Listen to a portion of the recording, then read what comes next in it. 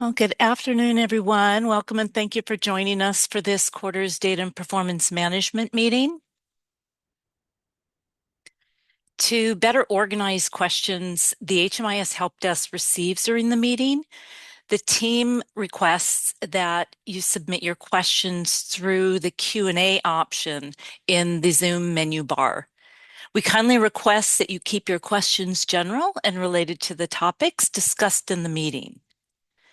Agency-specific questions are best supported when they are sent in an HMIS help desk ticket, so our team is able to further investigate and provide assistance for your requests. So today, we'll be covering the project performance report schedule and overview, the permanent supportive housing, other permanent housing, rapid rehousing, and transitional housing project performance reports, or PPRs, the quarterly data quality report cards, and will facilitate a discussion around data quality reports.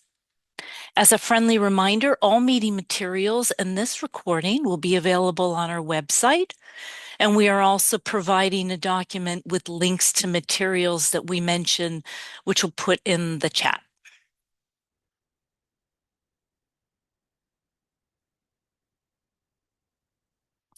So this is the publishing schedule for the project performance reports. PPRs are published twice a year for each project type. So you can see the project type going across and the month the report is published and then the reporting period for that project type. So this schedule can also be found in the project performance overview document, which we'll be discussing on the next slide.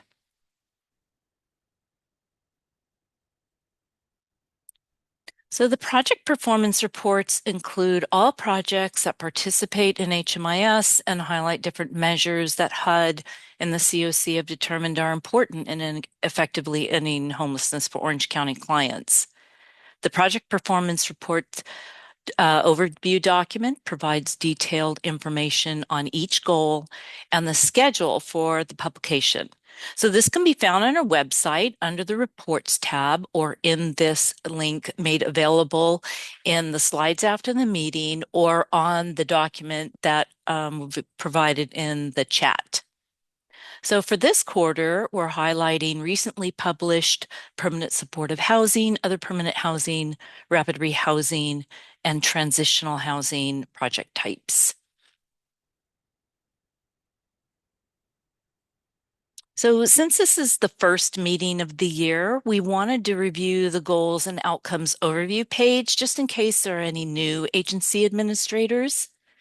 This page shows the goals over time so we can easily compare the current goal scores with previous performance from past reporting periods. And so starting at the top, this first oval is the reporting period. This second oval is the color coding language. You can see if the color is blue, that means it met the threshold. If it's red, it didn't meet the threshold.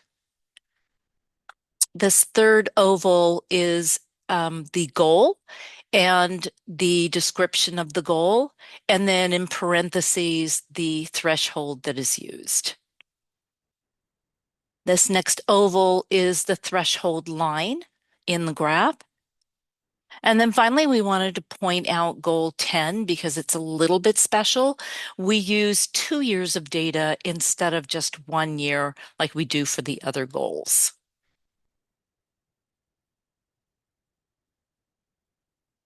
So we'll start with the PSH OPH PPR. Andrew? Hey, good afternoon, everyone. In these next few slides, I'm going to be going over some of the metrics that we have for our permanent supportive housing and other permanent housing programs. For the reporting period of August 1, 2024 to July 31st, 2025, our COC met 6 out of 11 thresholds for permanent housing projects.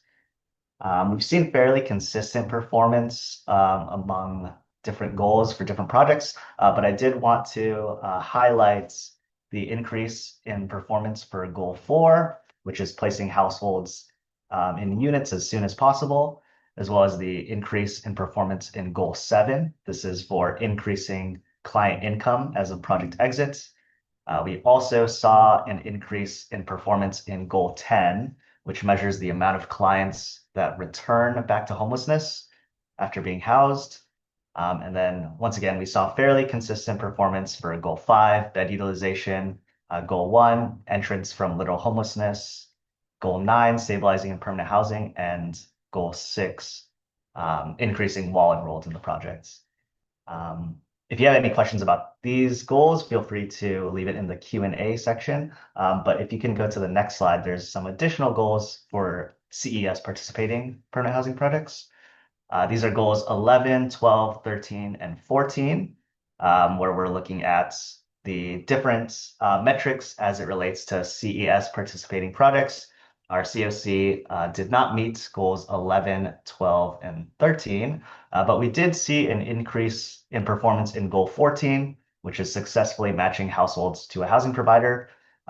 This last reporting period, we had 52% of successful matches, which allowed us to meet our threshold for the first time in quite a few reporting periods. So yeah, once again, if you have specific questions about the metrics, feel free to leave it in the Q&A. But in this next slide, I'm going to kind of highlight goal 12. So goal 12 is a goal for specifically for housing providers for CES participating permanent housing projects, which is looking at referrals from CES that are denied and what category or what denial type is being processed. Whenever a match is denied in coordinated entry, the housing provider is prompted with a field that they need to select to categorize the denial as either a housing provider denial or a client denial.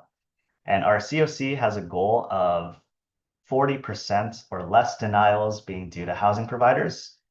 And the reason I wanted to highlight this goal is because it's a very important goal when it comes to data entry, because due to the way that referrals work in HMIS, we can't retroactively change the data for this particular metric. So this is one that we want to emphasize and highlight when it comes to housing providers, whenever they are doing data entry for referral denial, to make sure that the correct reason for denial is being selected. We're also kind of showing on this slide the kind of a breakdown for the different subpopulations. So as you can see, most of our projects are kind of performing around that 40% threshold. And so any little change in the data entry that's occurring can have a pretty wide swing on how it can affect the goal as a whole. So really want to emphasize correct data entry here because we're very close to meeting the goal, and it can be the difference of just a few participants or a few referrals. I also want to share just in the chat a KB article that's relevant to this goal. So this is the Community Queue for Housing Agencies KB article, which is going to give some guidance regarding the data entry when it comes to CES referral data, and in particular, that denial category. There's a table on the bottom of that KB article that kind of breaks down what you should be selecting based on how the denial was, or how the referral was denied. If you have any other questions regarding the goal, feel free to leave it in the Q&A section. But that's basically what I wanted to highlight for goal 12.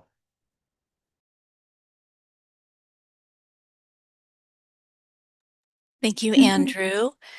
Oh, go ahead, Elizabeth. Sorry. Oh, thank you, Heather. Just wanted to also answer this question verbally. There was a question if these reports are available for agency level data. And yes, we do have project level data on our website so that each agency can review the the different project type that your agency operates and see your agency performance outcome data. It will give you insight into what measure your agency is succeeding in, as well as area of improvement. And we encourage agencies to also run the project performance reports available in Clarity to see your progress throughout the year. And we do, in our meeting link document, have linked to some of our PPR training, which gives you a walkthrough of how to access those reports and how to review those reports. Thank you, Heather. Thank you, Elizabeth. And I would also like to point out that the KB that Andrew put in the chat is also available on the meeting links doc that was provided in the chat as well. Okay, next up is rapid rehousing. Hannah? Good afternoon, everyone. I'll be going over the rapid rehousing PPR for the reporting period of September 1st, 2024 to August 31st, 2025. Our COC met 4 out of 10 goals for this project type, and we've met the same set of goals that we did in the last reporting period with pretty consistent performance. And yeah, first on this slide, the goals that we met were goal 6, which is help adults increase their income while enrolled in the project, and goal 10, ensure clients do not fall back into homelessness after being housed. Yeah, so these two goals we've been consistently meeting over the past reporting periods. And then next, for the coordinated entry goals, yeah, we met goal 12, which is limiting the referrals from the coordinated entry system that are denied by housing providers. And yeah, for this goal, we're seeing very good improvements in our score, which I'll be going over in more depth on the next slide. And then we also met goal 13, which is accept matches from the coordinated entry system quickly.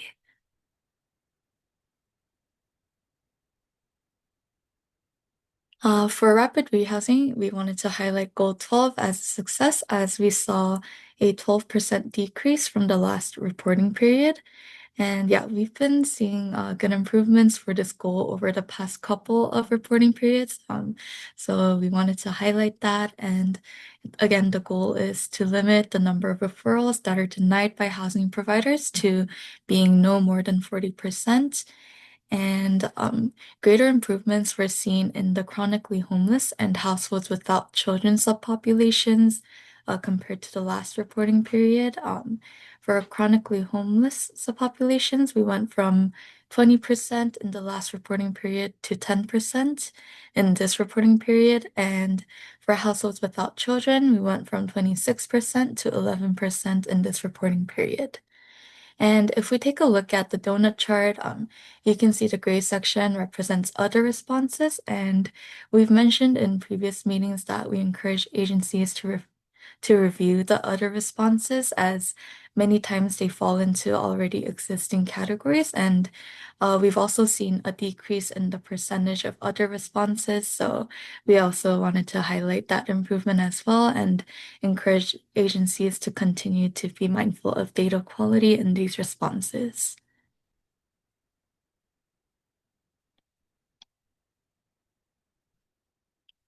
And we also wanted to highlight goal 11, which is receiving referrals from the coordinated entry system to ensure that the highest priority clients are receiving the housing resources that they need to end homelessness. This goal compares the number of new enrollments in the housing project during the reporting period to the number of completed referrals the housing project had during the reporting period. And a completed referral means that a household was matched to a housing opportunity through the coordinated entry system, and that match resulted in an enrollment in a housing project at that agency. And the threshold for this goal is 100%, and we're currently at 27%, which is still an improvement from the last reporting period of 23%.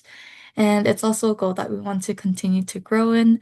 And in order to do that, one important thing to be mindful of is that for enrollments that are created, just making sure that it is connected to a referral so that it is recorded as being received from the coordinated entry system.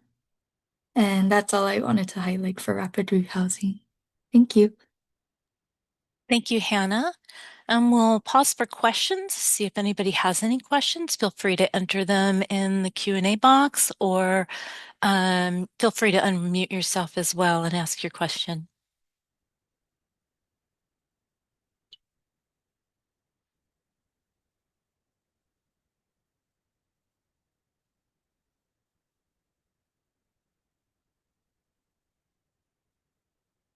Okay, I'm not seeing any questions, so we'll go ahead and go to transitional housing. Linda?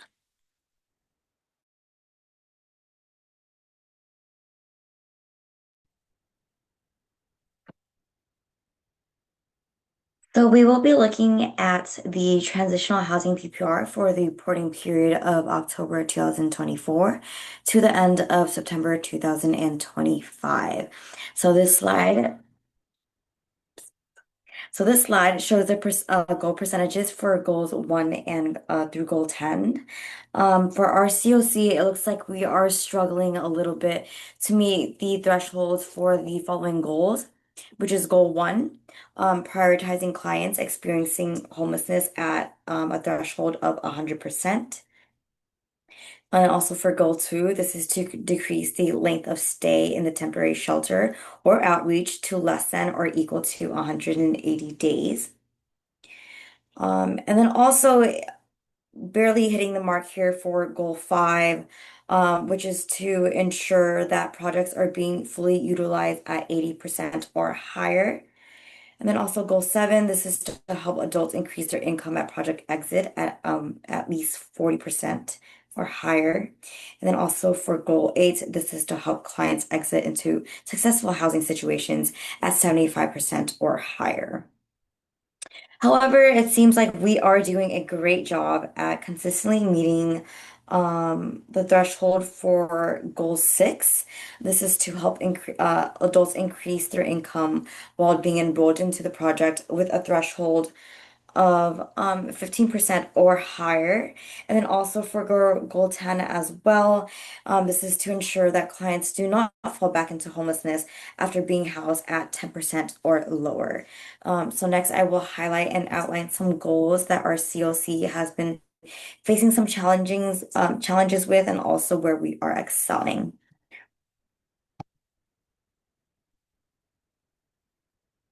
So a goal that I wanted to highlight is goal 10. I'm sorry, goal 1. This is to prioritize clients that are experiencing literal homelessness. For the last reporting period, we scored an average of 75%, with an average of 77 and 83 before that. So for this reporting period, it has dropped down to an average of 73%.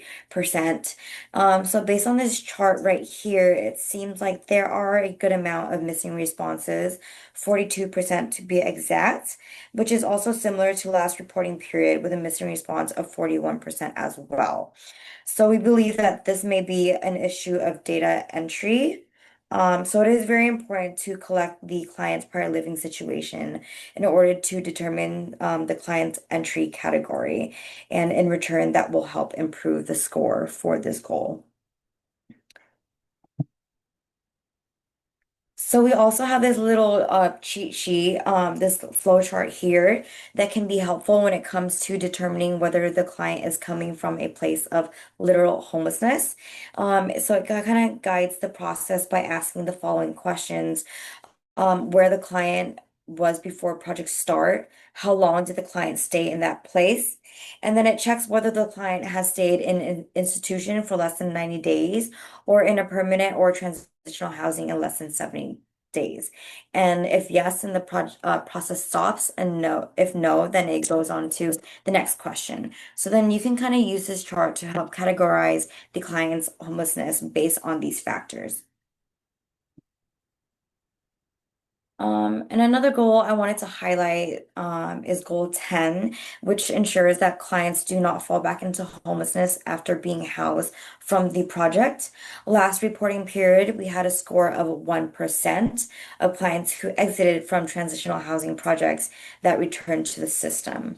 For this reporting period, we have a little bit of an increase of 2% of clients that return to the system, which still meets the threshold of 10% or less. So I just wanted to highlight this goal because our COC has been consistently achieving this goal. Just goes to show that the effectiveness of our transitional housing projects and our housing stability for our clients. And that is all I have on transitional housing. Thank you, Linda. I'm just going to pause for questions real quickly, see if anybody has any. Feel free to enter your question in the Q&A box or feel free to unmute yourself.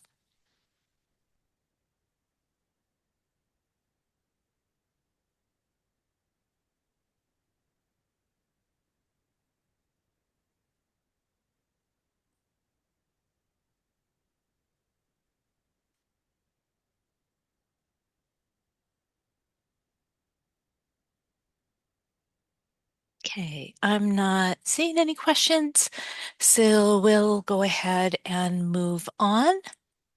Next up is the quarterly data quality report cards. Linda?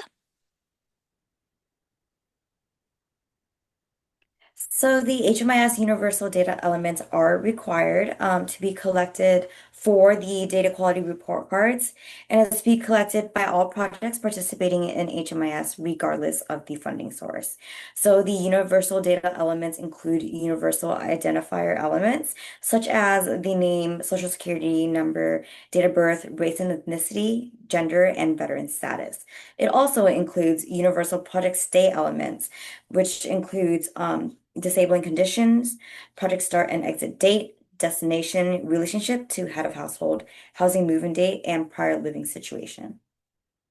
So the data complete it measures the data completeness and accuracy, and this refers to the degree in which all required data is known and documented in HMIS. The data completeness looks if there is a valid response to all the data elements required for the client. And then it also refers to the degree to which data is entered into HMIS, and that data reflects the real information of the clients being served and the services that is being provided. Data timeliness refers to the degree to which data is collected in HMIS and available when is needed.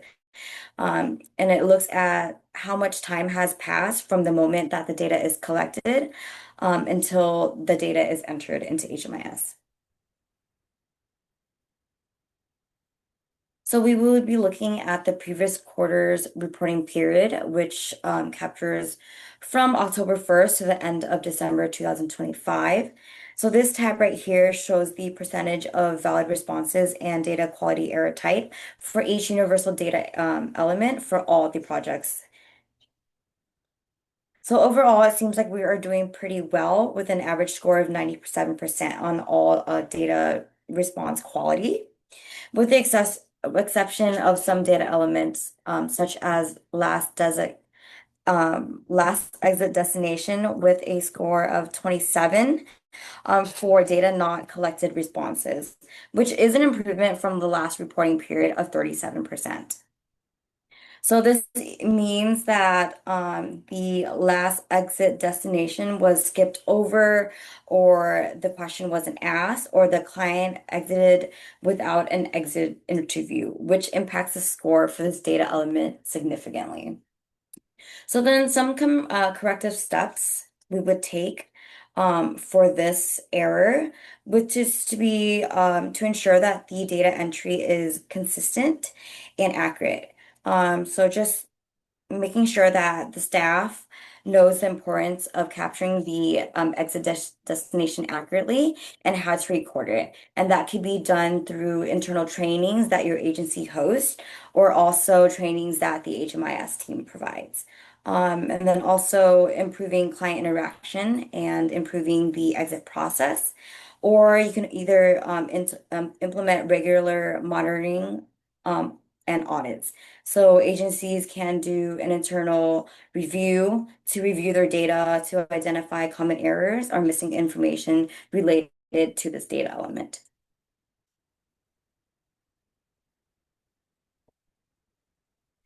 And then next we have the data timeliness tab. This shows the average number of days taken to enter project start, project exit, and services provided into HMIS for each project. So according to HUD standards, the time frame to enter in client data is 3 days from when the data was collected.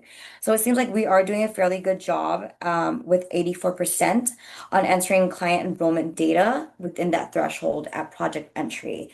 As for services, we are averaging 54% and at project exit at 68%. So we are still seeing some small percentages of data being entered outside of that 3 day threshold, ranging from more than 4 days or even over to 30 days. So is important to meet that threshold by entering that data within 3 days. Of when that data was collected to improve your overall data timeliness score. And that's all I have for report cards. Thank you. Thank you, Linda. Just pause again for see if anybody has any questions. Feel free to enter your question in the Q&A box or feel free to unmute yourself.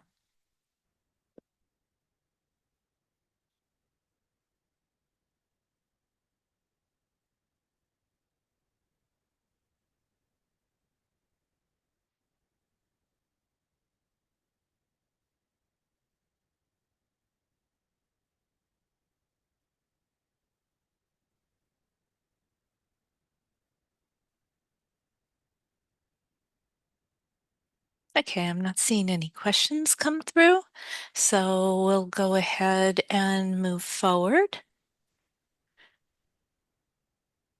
Thank you, Heather. Good afternoon, everyone. Our HMS team wanted to have a discussion about data quality reports and get input from our HMS community.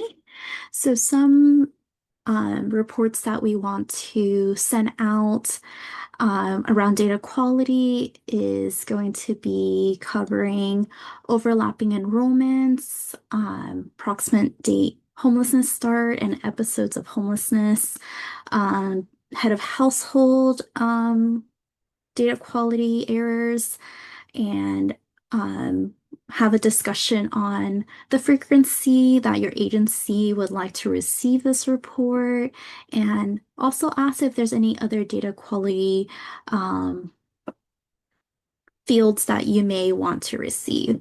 This is our current support, is that we have knowledge base articles that go over these type of errors and reports that you can run to review this data.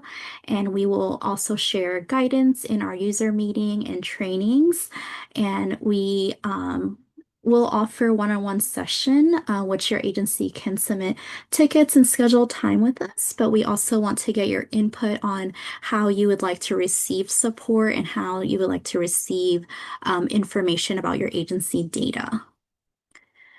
We do have a poll that I will have up shortly, but Heather, if we can advance to the next slide so I can further discuss a little additional data quality fields.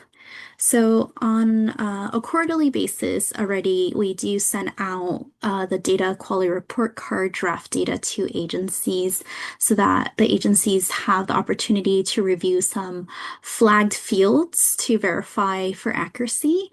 So moving forward, we're also going to highlight approximate date homelessness if the date is over 15 years or older, and also flag any inconsistency between the approximate date of homeless start and episodes of homelessness. This is just to bring more attention and highlight those fields and those enrollments for your agencies to further review for accuracy. This ties into our COC effort in reviewing and working to make improvement in our system performance measure. previously at the January 2026 COC board meeting, our HMS team reported and shared the impact of data quality issues surrounding the data element 3.971 prior living situation, and showing that older dates are causing the average length of homelessness for a COC to increase, which is considered a negative result by HUD. From that report, we also came back and are conducting a deeper dive investigation on 182 enrollments where the approximate date of homelessness start, which occur before January 1st, 2020. Sorry, January 1st, 20,000. The errors that we are seeing from our investigation is that there are breaks in homelessness because we can see that clients are moving into rapid rehousing or permanent housing, and there is a move-in date to a prior enrollment. So that is then considered a break in homelessness. So the approximate date that's being entered into a later enrollment may not be accurate. And then we are also seeing clients have later approximate day of homelessness start in other enrollments. So there's some dates that aren't consistent between enrollments over time. And then also clients are reporting multiple times homelessness in the past 3 years, which could mean there's a break. So making sure the approximate date homelessness is reported for the current episode of homelessness.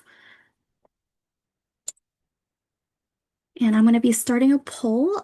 Please feel free to review and share your feedback. We would like to hear from your agency. Let us know how we can support you and if there's any additional suggestions you may have. So we'll kind of pause here and give everyone some time to review and answer the poll.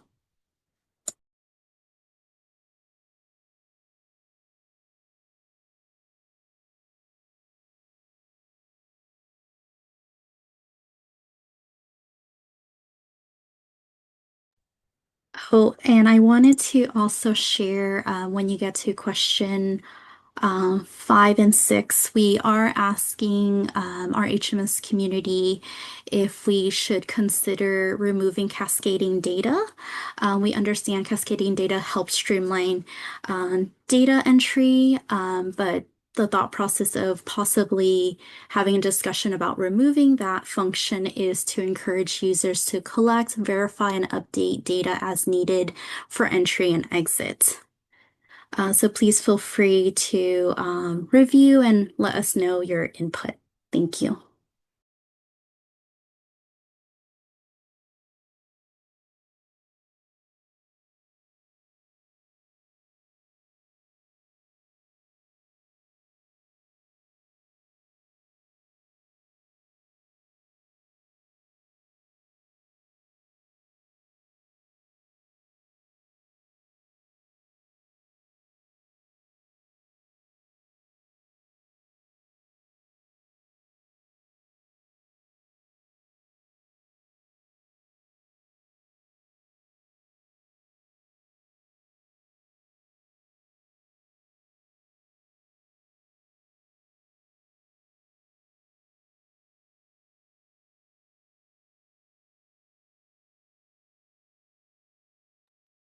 We'll give it another minute on the poll.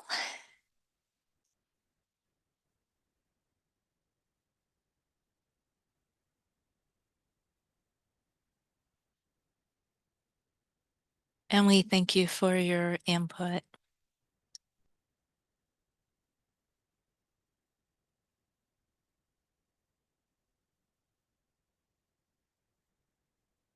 Okay, we'll go ahead and move on.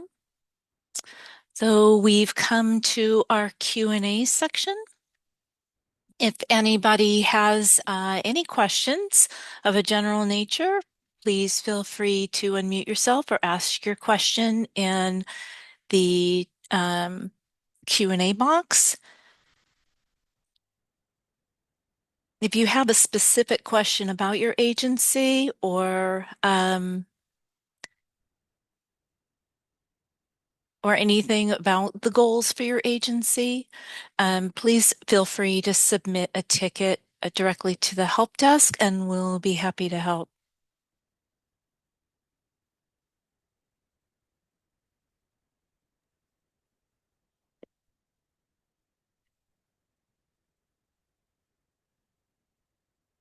I'm just going to keep the poll just open a little bit longer because I still see answers coming in, but feel free if you would like to unmute and share any um, feedback or discussion. We can definitely have time if there's any Q&A or open discussion about data quality. Again, I'm going to share the meeting link in the chat. And we also have a meeting survey within the meeting link doc. I'll go ahead and also share that in the chat. Please do let us know your feedback on this meeting and if there's any topics you may want us to cover in future meetings.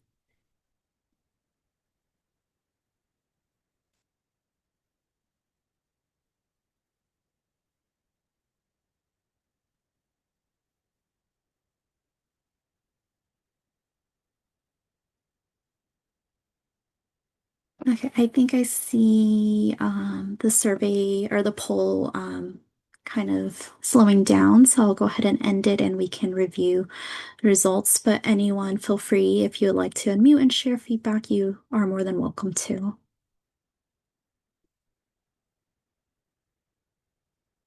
Go ahead and share the results. Can everyone verify if they see the results? Okay, thank you for Yes. verifying. So we are seeing for frequency, monthly and quarterly is pretty close, neck and neck. We do have quarterly data quality report.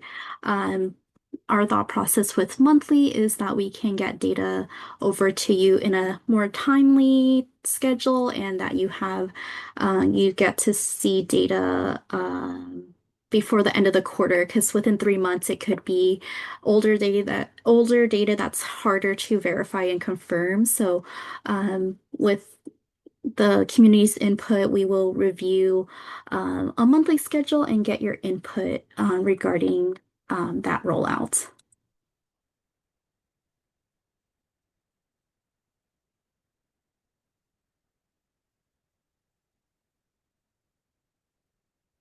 For additional data quality, we'll go ahead for those long fill-in responses. We'll go ahead and review and get back to our community and reach out to get more feedback on that. But we'll go ahead and move forward to question 4, asking the method of receiving information. We are getting um, articles, written instructions, and video as some of the top picks for methods of getting this information. So our team will continue to work on KBs and add videos to our KBs. And we, again, hope your agency continue to feel free to send us feedback in the ticketing system. Let us know topics or questions that your agency comes across that you can't find a KB on. We want to work and develop those resources to close any gap there is. So please do notify us so that we have your feedback on that. And for cascading data, we are seeing 71% of not removing it to keep that. So we will further review and discuss about cascading data and how to go about ensuring that users take the opportunity to review and verify the data that's being collected. Um, as shared, the thought process of removing cascading data is just encouraging users to take that opportunity to verify all the data that's being entered and making sure that for example, proximate homeless date is being entered and updated as needed.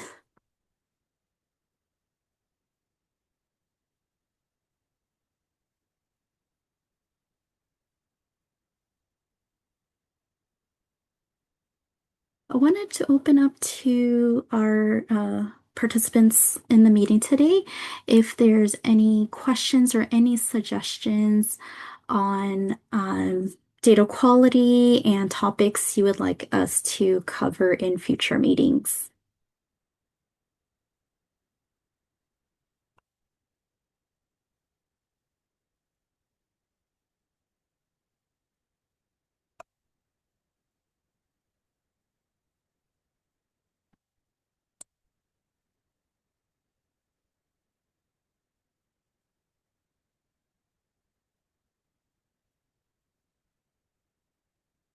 Questions in Q&A or chat. So we'll go ahead and share the poll results in our meeting minutes. Thank you.